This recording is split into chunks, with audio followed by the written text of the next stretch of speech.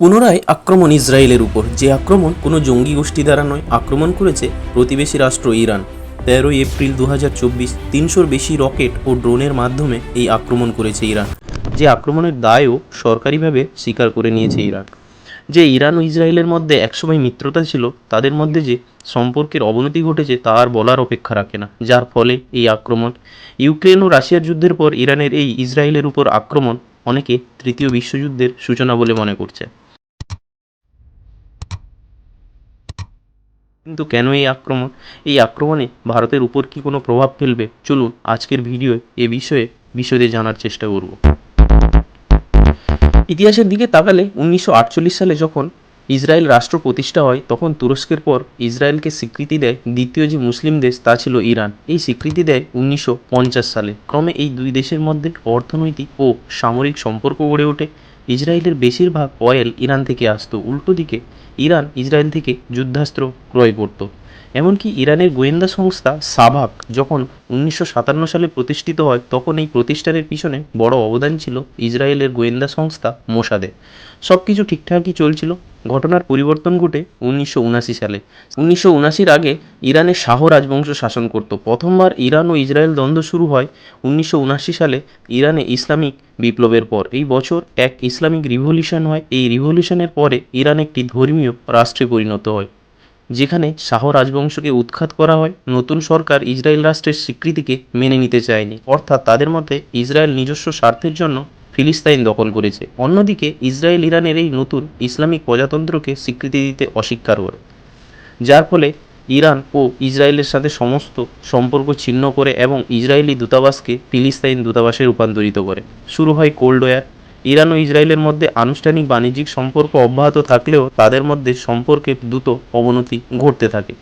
কয়েক বছর ধরে ইরান ও ইসরায়েল গোপন যুদ্ধের মাধ্যমে মধ্যপ্রাচ্য জুড়ে একে অপরের স্বার্থ লক্ষ্য করে আসছে। যেহেতু ইসরায়েল রাষ্ট্রকে স্বীকৃতি ইরান দেয়নি, তাই ইসরায়েল রাষ্ট্রকে ধ্বংস করার ক্ষেত্রে তারা সরাসরি কখনোই প্রত্যক্ষভাবে আক্রমণ করেন। তারা বিভিন্ন দেশের মিলিট্যান্ট গোষ্ঠীর সঙ্গে হাত মিলিয়ে কখনো তাদেরকে সাহায্য করে ইসরায়েলের উপর আক্রমণ করত, কখনো ইয়েমেনে হুইতি গোষ্ঠী, আবার লেবাননে হিজবুল্লাহ গোষ্ঠী। তার সঙ্গে রয়েছে ইসরায়েলের হামাস, যাদেরকে বিভিন্ন সময়ে বিভিন্ন রকম অস্ত্র ও অর্থ সাহায্য করে ইরান। সাম্প্রতিক কিছু ঘটনা এই সম্পর্ককে যুদ্ধের পর্যায়ে নিয়ে যেতে সাহায্য করেছে। 2010 সালে স্ট্যাক্স নেট নামে একটি দূষিত কম্পিউটার ভাইরাস, যা মার্কিন যুক্তরাষ্ট্র ও ইসরায়েল তৈরি করেছে বলে ব্যাপকভাবে বিশ্বাস করা হয়, যা ইরানের পারমাণবিক পরীক্ষাগারে আক্রমণ করেছিল ইসরায়েল, যা ছিল গোটা বিশ্বে প্রথমবার সাইবার অ্যাটাক। 2012 সালে ইরানের পরমাণু বিজ্ঞানী মোস্তাবা আহমাদি রোশান তেহরানে একজন মোটরসাইকেল আরোহীর দ্বারা তার গাড়িতে রাখা বোমার আঘাতে নিহত হয়েছিলেন। এর জন্য কর্মকর্তারা ইসরায়েলকে দায়ী করেছিলেন। 2015 সালে আমেরিকা সহ যে 6টি দেশ ইরানের সঙ্গে পরমাণু কর্মসূচিতে চুক্তি করেছিল, সেই চুক্তিকে 2018 সালে আমেরিকার রাষ্ট্রপতি ডোনাল্ড ট্রাম্প প্রত্যাহার করেন, যার ফলে ইসরায়েল এই পদক্ষেপকে একটি ঐতিহাসিক পদক্ষেপ বলে অভিহিত করেন, যা ইরান ভালো চোখে দেখেনি ইসরায়েলের এই সিদ্ধান্তকে। 2020 সালে ইসরায়েল বাগদাদে আমেরিকান ড্রোন হামলা, ইরানের বিপ্লবী গার্ডের বিদেশি বাহিনী কমান্ডার জেনারেল কাসেম সোলেমানির হত্যাকে স্বাগত জানিয়েছিল, যার ফলে ইরাকের মার্কিন সেনাদের ঘাঁটিতে ক্ষেপণাস্ত্র হামলার জবাব দিয়েছিল ইরান। আহত হয়েছিলেন প্রায় 100 মার্কিন সেনা সদস্য।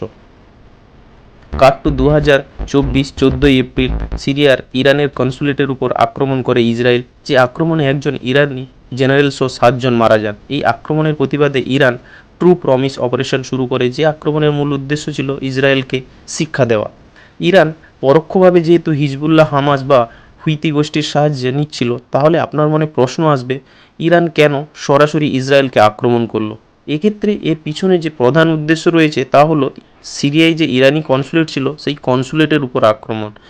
এখানে একটা তথ্য আপনাদের জানিয়ে রাখা ভালো, ইউনাইটেড নেশনস কনভেনশনের মতে যে কোনো দেশে অন্য যে দেশের কনসুলেট বা অ্যাম্বাসি থাকবে, যতটুকু জায়গা জুড়ে, সেই জায়গাটা কিন্তু সেই দেশের অ্যাম্বাসি বা তার অধীনেই থাকবে। অর্থাৎ যদি উদাহরণ হিসাবে দেখা যায়, ভারতবর্ষে যে আমেরিকার অ্যাম্বাসি রয়েছে, সেই জায়গায় প্র্যাকটিক্যালি আমেরিকা।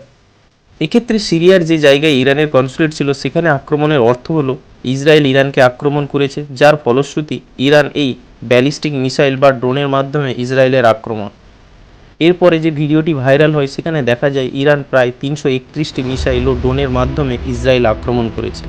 এর মধ্যে রয়েছে 105টি ড্রোন, 110টি ব্যালিস্টিক মিসাইল ও 36টি ক্রুজ মিসাইল। এদের বেশিরভাগ ড্রোন ও মিসাইলকে ধ্বংস করেছে ইসরায়েলের ডিফেন্স সিস্টেম। ইসরায়েলের ডিফেন্স সিস্টেম যে কত স্ট্রং তা সারা বিশ্বের কাছে অজানা নয়। শুধুমাত্র 7টি মিসাইল ইসরায়েলের বুকে আঘাত হানতে সক্ষম হয়েছে। যেহেতু আগে থেকে ইসরায়েলের কাছে খবর ছিল তারা এই ড্রোন এবং ব্যালিস্টিক মিসাইলগুলোকে আকাশেই ধ্বংস করতে পেরেছে, তা সত্ত্বেও ইরানিরা সেলিব্রেট করছে তারা ইসরায়েলের উপরে ড্রোন আক্রমণকে। জিওপলিটিক্যালি দেখলে আমেরিকা কিন্তু রাশিয়া ও ইউক্রেন যুদ্ধে প্রত্যক্ষভাবে অংশগ্রহণ করেনি, কিন্তু পিছন থেকে মদদ দিয়েছে বিভিন্ন রকম অস্ত্র বা অর্থ সরবরাহ করে ইউক্রেনকে। বিভিন্ন সংবাদপত্রে তা বিভিন্ন সময়ে প্রকাশিত হয়েছে। কিন্তু ইরানের এই ড্রোন হামলার ক্ষেত্রে ইরানকে পিছন থেকে সাপোর্ট দিচ্ছে রাশিয়া ও চীন। তার কারণ রাশিয়া ইউক্রেন যুদ্ধে রাশিয়াকে বিভিন্ন রকম সাহায্য দিয়েছিল ইরান, যার ফলে ইরান আমেরিকাকে ওয়ার্নিং দিয়েছে তারা যেন এই ইরান ও ইসরায়েল যুদ্ধের মধ্যে না আসে। এ ব্যাপারে আমেরিকার রাষ্ট্রপতিকে এক সাক্ষাৎকারে জিজ্ঞেস করা হলে তিনি স্রেফ উত্তর দেন, ডোন্ট। ভারতের স্ট্যান্ড অফ ভিউ দেখা যায় প্যালেস্টাইন ও ইসরায়েল ক্ষেত্রে এই দুই রাষ্ট্রের স্বীকৃতি ভারত মেনে নিতে চায়, অর্থাৎ টু নেশন থিওরিকে অ্যাকসেপ্ট করেছে। পৃথিবীর বুকে যুদ্ধের ইতিহাস অতি প্রাচীন। সম্ভবত যেদিন থেকে পৃথিবীতে মানুষের জন্ম সেদিন থেকে এ বিশ্বে মানুষের দ্বন্দ্বেরও জন্ম। সেই দ্বন্দ্বের চূড়ান্ত রূপ হিসাবে পরিণতি পেয়েছিল বিধ্বংসী যুদ্ধ। গোটা বিশ্ব দুটি বিশ্বযুদ্ধকে প্রত্যক্ষভাবে দেখেছে। দুটি বিশ্বযুদ্ধের এমন ভয়াবহতা সত্ত্বেও যুদ্ধের পথ থেকে সরে আসেনি পৃথিবীর বিভিন্ন রাষ্ট্র। পৃথিবীর উন্নত দেশগুলি নিজেদের লালসা ও স্বার্থ চরিতার্থ করার উদ্দেশ্যে যুদ্ধ চালিয়ে গিয়েছে। প্রায় 2 বছর হতে চলল রাশিয়া ইউক্রেন যুদ্ধ। কত শত মানুষ যে মারা গেছেন তার হিসাব নেই।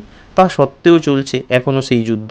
এখন আবার শুরু হয়েছে ইসরায়েল ও ইরান যুদ্ধ, যার প্রভাব শুধু ইরান ও ইসরায়েলের মধ্যে আবদ্ধ নেই, ছড়িয়ে পড়েছে গোটা বিশ্বের প্রত্যেকটি রাষ্ট্রের ক্ষেত্রে। তেলের দাম দ্রুত বৃদ্ধি পাচ্ছে, তার কারণ মধ্যপ্রাচ্যের এই দেশগুলোতেই খনিজ তেলের ভাণ্ডার। তাই যুদ্ধ মানেই ধ্বংস, যুদ্ধ মানেই দুর্ভিক্ষ, যুদ্ধ মানেই মৃত্যু, যুদ্ধ মানেই রক্তের হোলি খেলা, লাশের স্তূপ ও সভ্যতার বিনাশ। এই প্রেক্ষাপটে তৃতীয় বিশ্বযুদ্ধ শুরু হওয়ার সম্ভাবনা তৈরি হয়। বিশ্ববাসী এর বিরুদ্ধে জোর করে জনমত গড়ে তুলতে হবে। কেবল শান্তিবর্ষ ঘোষণা দিয়ে শান্তি প্রতিষ্ঠা সম্ভব নয়। এই জন্য জাতিসংঘকে নিতে হবে সাহসী ভূমিকা। ভিডিওটি কেমন লাগলো কমেন্ট করে অবশ্যই জানাবেন। আর যদি ভালো লেগে থাকে তাহলে বন্ধুদের সঙ্গে শেয়ার করতে ভুলবেন না কিন্তু। আর চ্যানেলটিকে যদি এখনও সাবস্ক্রাইব করে না থাকেন তাহলে অবশ্যই সাবস্ক্রাইব করবেন এই ধরনের ভিডিও পেতে। ধন্যবাদ।